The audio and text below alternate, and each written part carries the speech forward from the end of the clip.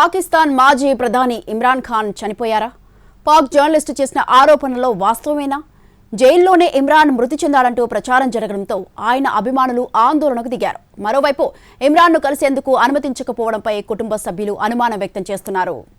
పాకిస్తాన్ మాజీ ప్రధాని ఇమ్రాన్ ఖాన్ ఆరోగ్య పరిస్థితిపై ఉత్కంఠ కొనసాగుతోంది.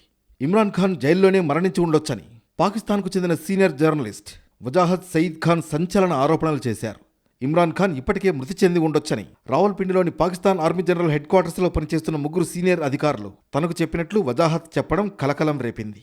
ఇమ్రాన్ ఖాన్ చనిపోయి ఉండొచ్చంటూ వజాహత్ చేసిన ఆరోపణలు సోషల్ మీడియాలో వైరల్గా మారాయి.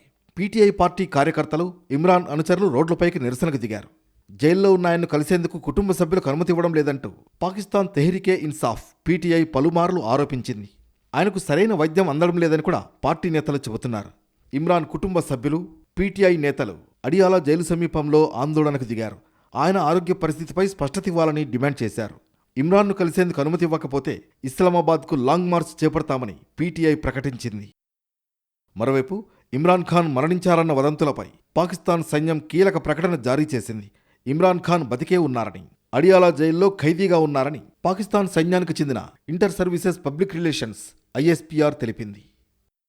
అయినా కూడా 73 ఏళ్ల ఇమ్రాన్ ఖాన్ ఆరోగ్యంపై పీటీఐ పార్టీ అనుమానాలు పూర్తిగా నివృత్తి కాలేదు.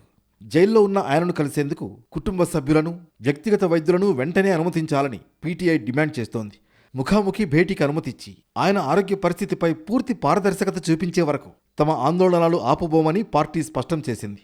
మొత్తంగా పాకిస్తాన్ మాజీ ప్రధాని ఇమ్రాన్ ఖాన్ మరణించారా లేక బతికున్నారా అనే అంశంపై క్లారిటీ రావాల్సి ఉంది.